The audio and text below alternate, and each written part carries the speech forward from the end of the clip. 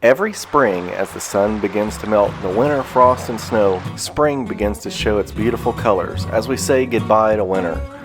Many fishermen start to feel the itch. They feel the urge to head to the creeks, the rivers, and the headwaters of many reservoirs to chase white bass. From Texas to Kentucky, it's known as one of the most addictive types of fishing. When the bite is on, it is on, and it's possible to catch a fish cast after cast after cast after cast. It's a historical event, often passed down through families that live close to famed waters. For many years, it was a tight-held secret to many, secret fishing holes deep in the minds and dreams of the old-timers. So what I want to do for this video is talk to several other anglers that I know that love chasing white bass, and I want to talk to them and ask them what keeps them coming year after year to chase white bass, and what some of their favorite presentations are for fishing for white bass. But if this is your first time even learning about the white bass run, what I want to do is tell you a little bit about it before I get into those interviews. These fish will stage and prepare to swim upstream into smaller rivers and streams to spawn.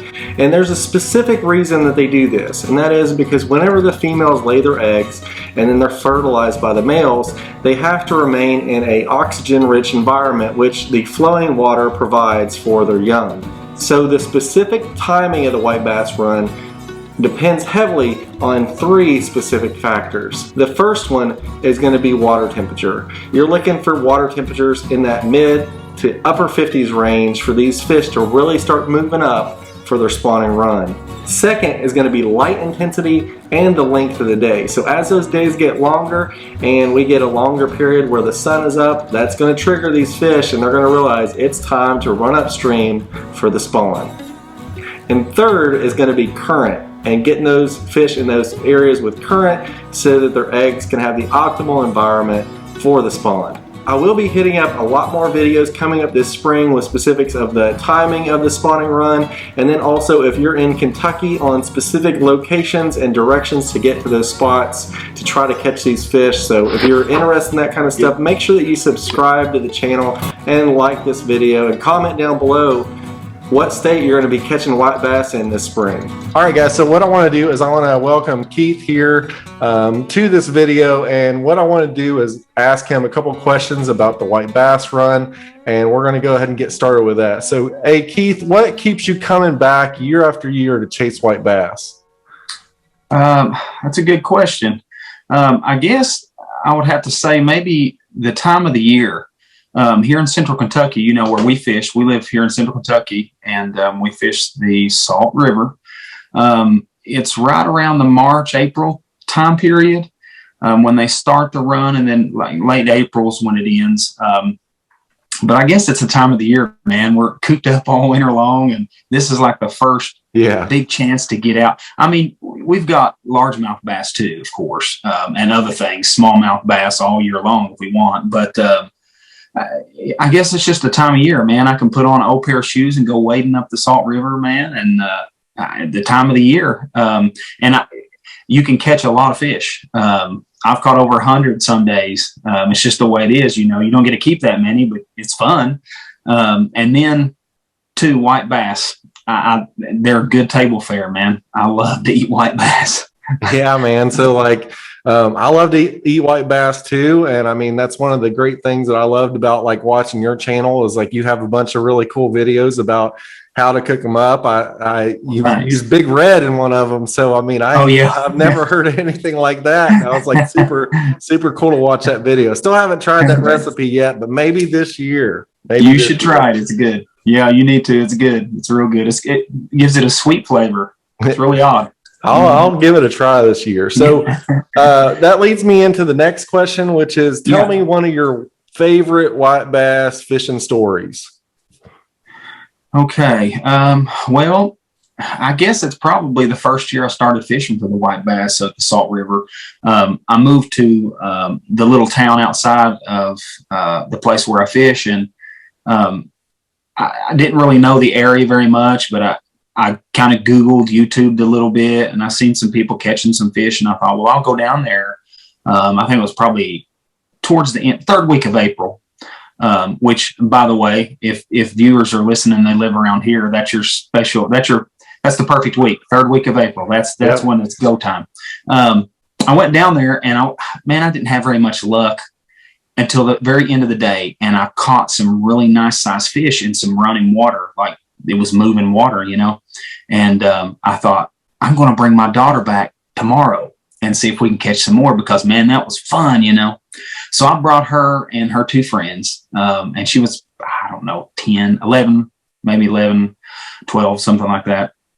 And her and her two friends, I would cast out and we would catch a fish and I would let them reel them in. And I think we reeled in maybe 67 fish or something like that in just a matter of a couple of hours.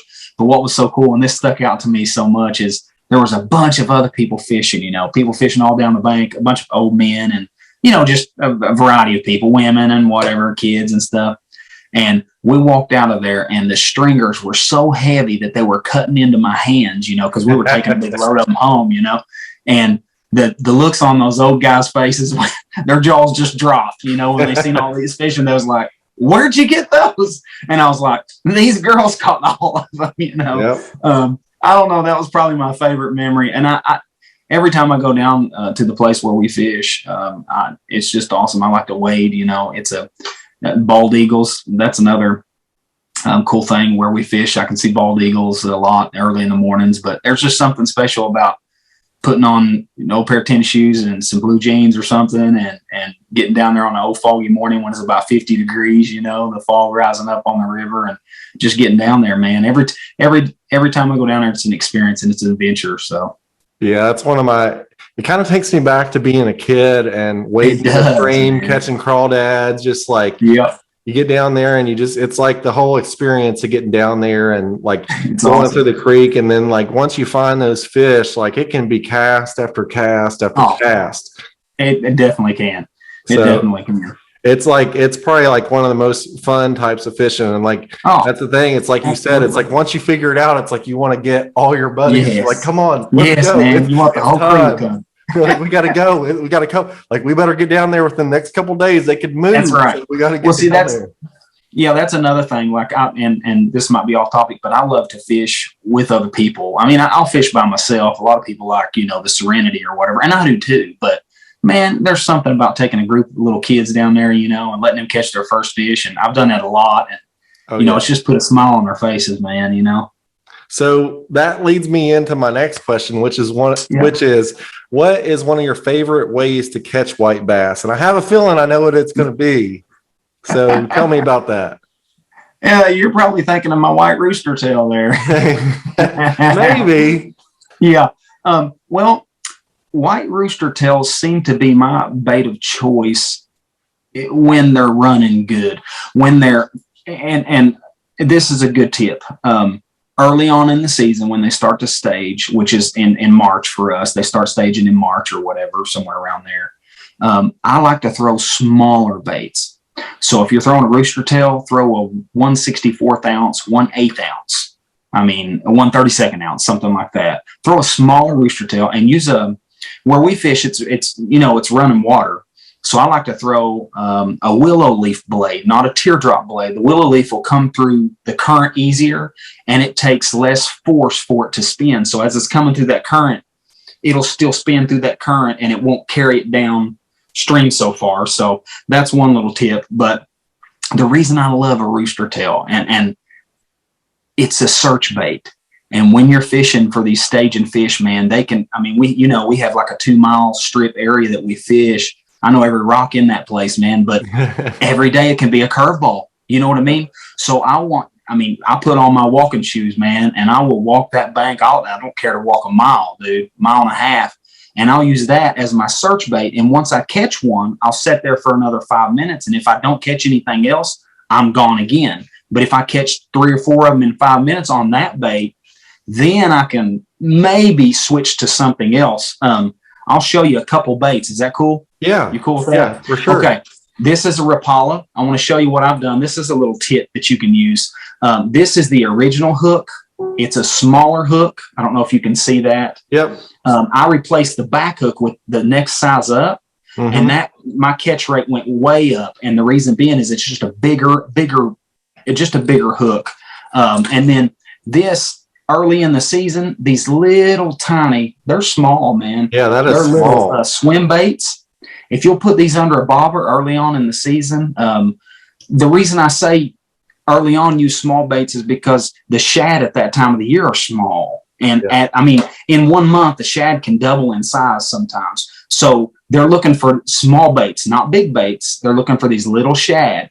Well, when they start running, I'll move to something like these big rooster tails, big 1/4 ounce rooster tails. You can throw these really far. And I'll move to something like that, just trying to match the hatch, the size of the hatch. And I noticed that's really important for me anyway, catching the white bass. So, yeah. And the other great thing about like using that, the small little jig under a bobber is it's great for a beginner whenever they're getting out there, so they don't end up getting snagged up a ton. And I noticed like when I've seen you out there, like I think when you were with your daughters and stuff, like you were using those bobber rigs, and it just helps make it a little bit less frustration kind of environment. It's less intimidating. Yeah. You can fish it slow, and some kids, they got the reel on the wrong side or whatever, and they're trying to cope with everything, and they got a lot going on in their heads, Well, that gives them a little weight to throw, to toss out, and stuff like that. But you can fish it slow, and you don't have to worry about it going downstream. It's not going to catch the bottom just a foot or two under, and honestly, that's a great presentation. If you twitch that bobber, it's very attractive to those fish. A lot of people don't talk about this, but a lot of the old timers use the bobbers and they'll twitch them along the top. And I think they found out that is like a shad like disturbance, and that attracts the fish because they think there's something feeding over there. And when they come over, they see your little shad and they nail it.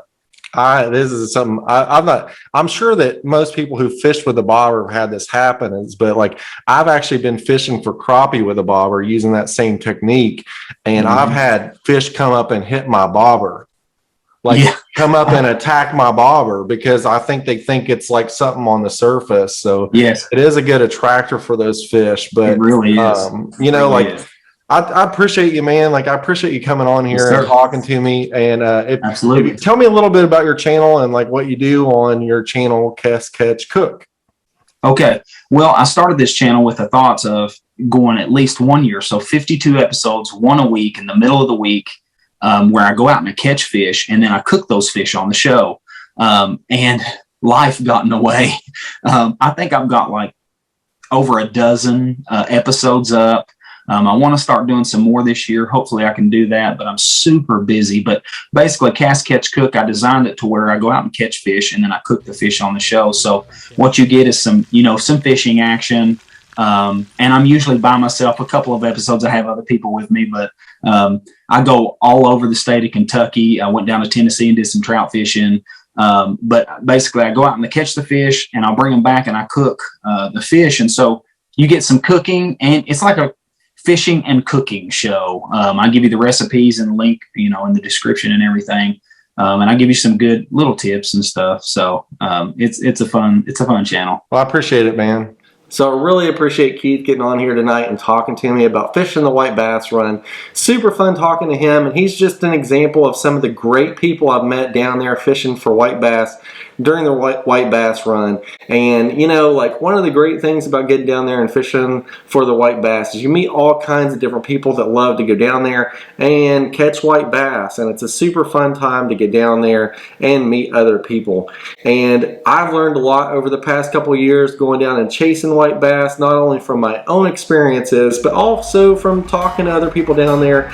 And some of that's what I actually share in this video here, and the end card is some of my favorite lures to fish for white bass. So go check that one out, or you can check out this other video that YouTube is recommending for you. And as always, guys, don't forget, get outside, do something awesome, and take somebody with you if you get a chance, and I'll see you in the next video.